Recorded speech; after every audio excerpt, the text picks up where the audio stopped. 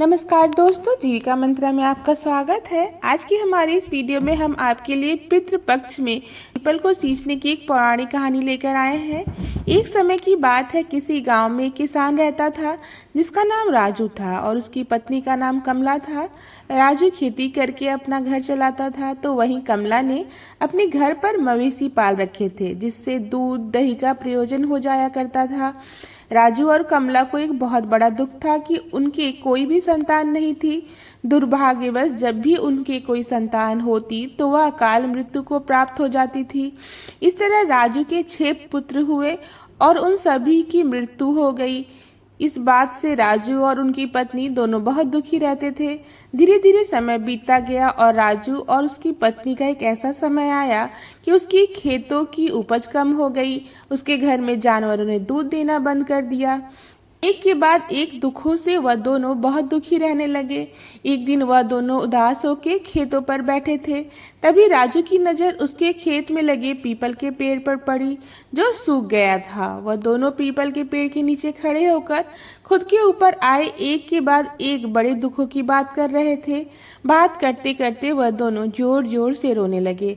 उसी समय वहां से एक महात्मा गुजर रहे थे। उनके रोने की आवाज़ सुनकर वह महात्मा उनके पास गए और उनके विलाप करने का कारण पूछने लगे। महात्मा को देखकर राजू और कमला हाथ जोड़कर खड़े हो गए और उन्हें प्रणाम करने लगे। तब महात्मा उनसे पूछते हैं, तुम दोनों क्यों रो रहे हो? तो राजू बोला, प्रभु, हम दोनों बहुत समय से संतान का दुख झेल रहे हैं और अब ना तो जानवर दूध दे रहे हैं और ना ही हमारे खेतों में उपज बाकी रही। उनकी यह दशा देखकर महात्मा बोले, तुम चिंता मत करो, यह सब ठीक हो जाएगा। तुम्हारे खेतों पर लगा यह पीपल का पेड़ तुम्हारे सभी दुखों का नाश करेगा। अब से रविवार के दिन को छोड़कर तुम सभी 6 दिनों तक इस पीपल के पेड़ को दूध और जल से सींचना और शाम के समय पेड़ में तेल का दीपक जलाना। रविवार के दिन दूध मिश्रित जल सूर्यदेव को अर्पित करना। ऐसे करने से तुम्हारे ऊपर आया संकट कट जाएगा। ऐसा कहकर वह महात्मा वहां से चले गए। राजू और उनकी पत्नी ने महात्मा के कहे अनुसार पीपल के पेड़ को सींचना शुरू कर दिया और शाम को पीपल के पेड़ के नीचे तेल का दीपक जलाने लगे। देखते ही देखते वह पीपल का पेड़ फिर से हरा भरा हो गया। खेतों में फसल लहराने लगी और राजू के पशु भी दूध देना शुरू कर दिए। 1 वर्ष के अंदर राजू के यहाँ फिर से एक पुत्र ने जन्म लिया। अब राजू और उनकी पत्नी बहुत खुश रहने लगी। उनके जीवन में आए सभी कष्ट दूर हो गए थे।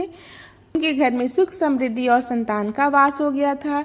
एक दिन राजू और उनकी पत्नी अपने खेतों पर पीपल के पेड़ को सींच रहे थे कि तभी उन्हें फिर से उन महात्मा ने दर्शन दिए। अपने पुत्र के सहित उन्होंने उन महात्मा को प्रणाम किया और कहने लगे, प्रभु, आपके आशीर्वाद से हमें संतान सुख और संपन्नता प्राप्त हुई है। तो अब महात्मा बोलने लगे, यह मेरा आशीर्वाद नहीं है बल्कि तुम्हारे पितरों का आशीर्वाद है। जिसका दोष तुम्हें लगा था, पितृ दोष लगने से घर में संतान नहीं होते, कर्ज होने लगते हैं, घर की रश्मि रूठ जाती है और दरिद्रता का वास हो जाता है, मृत्यु का भय भी बना रहता है।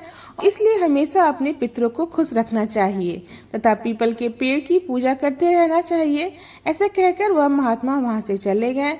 राजू और कमला अपने पुत्र के साथ मिलकर पीपल के पेड़ को रोजाना सींचते रहे। जय हो पीपल देव, जय हो पितृ देवता। पितृपक्ष में सुनी जाने वाली पीपल सींचने की कहानी कथा आपको कैसी लगी? अगर अच्छी लगी हो तो वीडियो को लाइक करिए, साथ ही साथ ये कहानी औरों को भी शेयर कीजिए और ऐसे ही पौराणिक धार्मिक कथा कहानियों के लिए हमारे चैनल को सब्सक्राइब कर लीजिए। धन्यवाद।